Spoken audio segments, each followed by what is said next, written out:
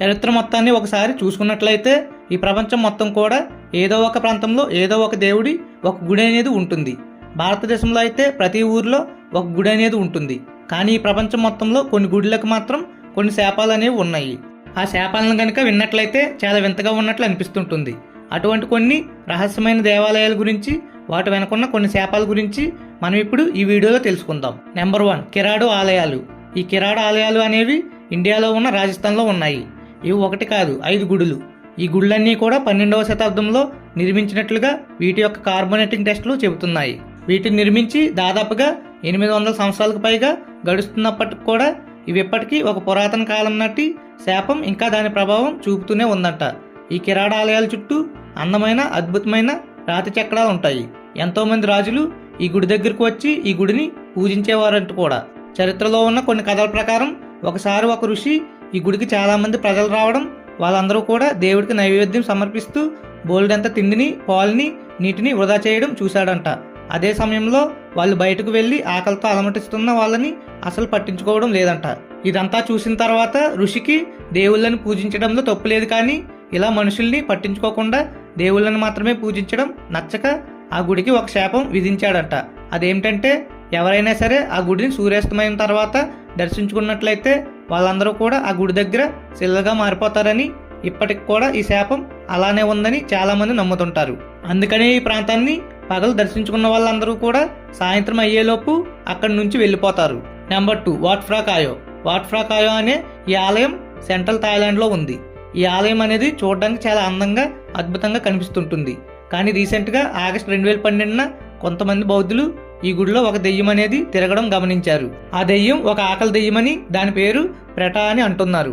ఈ దెయ్యం యొక్క ముఖ్యమైన ఉద్దేశం ఏంటంటే ఈ ఆలయానికి వచ్చిన వాళ్ళందరినీ బెదిరించి వాళ్ళ యొక్క ఆహార పదార్థాలు తీసేసుకోవడం. దీనికి సంబంధించి కొంతమంది పోలీస్ స్టేషన్లో కంప్లైంట్ చేశారంట. చాలామంది పోలీసులు అక్కడికి వచ్చి ఆ దెయ్యాన్ని బయట పెట్టడానికి ప్రయత్నించారు. కానీ పోలీసులు దెయ్యాన్ని ఎక్కడ బయట పెట్టగలరు చెప్పండి. అందువల్ల ఆ దెయ్యం అనేది అక్కడ అలాగే ఉందని, అంతేకాకుండా ఆ దెయ్యమే తనకు తానే శాపం విధించుకుని ఆ గుడిలో ఉంటుందని, ఆ గుడిలోకి అందరూ తెచ్చే ప్రసాదం తిన్నప్పుడైనా సరే దానికి ఆ శాపం నుంచి విముక్తి లభిస్తుందన్న ఉద్దేశంతో ఆ దెయ్యం అక్కడే ఉన్నదని చెప్తుంటారు. నెంబర్ 3, నెస్సాబ్రోడ్గర్. నిజానికి ఈ దేవాలయాలు చాలా వింతగా ఉంటాయి. వీటిని దేవాలయాలు అనేకంటే ఒక పురాతన కాలం నాటి కొన్ని నిర్మాణాల యొక్క సేకరణలని చెప్పుకోవచ్చు. ఇది స్కాటిష్ ప్రధాన భూభాగంలో ఉన్న ఆద్నా ఐలాండ్స్లో ఉంటాయి. ఇది 2003లో కొన్ని తవ్వకాల్లో బయటపడ్డాయి. ఈ తవ్వకాల్లో ఎన్నో పెద్ద పెద్ద రాతి ప్రయోగశాలలు కనిపించాయి. అలాగే గోడలు కూడా కనిపించాయి. అంతేకాకుండా ఒక భారీ భవనం కూడా కనిపించింది. ఆ భవనం యొక్క నమూనాని మనం పూర్తిగా పరిశీలించినట్లయితే అది ఒక పురాతన కాలం నాటి నియోలిథిన్ గుడి అని చాలా మంది యొక్క నమ్మకం. ఈ నిర్మాణాన్ని కార్బోడేటింగ్ చేయగా ఇది 5000 సంవత్సరాల క్రితం నాటిదని తేలింది. కానీ 2000 సంవత్సరాల నుంచి కూడా ఇది ఇలాగే రాళ్ల కిందే ఉండిపోయిందని చెప్తున్నారు. అది ఒంటరిగా వెలివేయబడి రాళ్ల కింద ఉండిపోవడానికి ఏదో ఒక శాపమే అని కొంతమంది చెప్తున్నారు. ఇక్కడ మనకి కొన్ని వింత అడుగులు అనేవి కనిపిస్తాయి. అప్పుడప్పుడు వింత వింత వెలుగు ఈ ప్రాంతం నుంచి వెలుగుతుంటుంది. ఈ ప్రాంతం దగ్గరున్న ఒక నదిలో నీళ్ళు అనేవి రంగురంగులుగా కనిపిస్తుంటాయి. ఈ నేల కింద భాగం నుంచి వింత వింత శబ్దాలు అనేవి అప్పుడప్పుడు వినిపిస్తుంటాయి. దాని అంతటికీ కారణం ఏంటంటే ఈ గుడికి అప్పుడెప్పుడో శాపం విధించారని, ఆ శాపం కారణంగానే ఇలా జరుగుతుందని అంటారు. నెంబర్ 4, మెహందీపూర్ బాలాజీ ఆలయం. మెహందీపూర్ బాలాజీ ఆలయం అనేది కూడా భారతదేశంలో ఉంది. ఇండియాలో ఇలాంటి గుళ్ళు అనేవి చాలా ఉన్నాయి.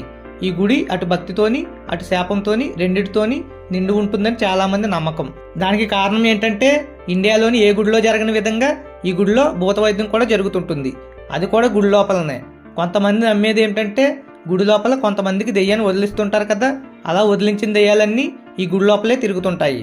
ఈ గుడి లోపల తిరుగుతున్న దెయ్యాల సంఖ్య అనేది మెల్లమెల్లగా పెరుగుతూ వస్తుందని, ఎందుకంటే అక్కడ దెయ్యాలని వదిలించుకోవడానికి వచ్చే వాళ్ళ సంఖ్య కూడా పెరుగుతుంది కాబట్టి.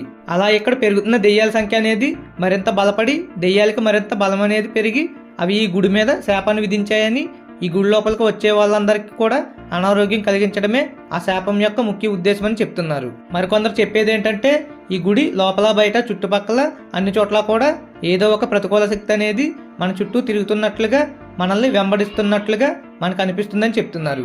దానికి కారణం కూడా ఈ దెయ్యాలే అని చాలా మంది నమ్మకం. నెంబర్ 5, అజంతా గుహలు.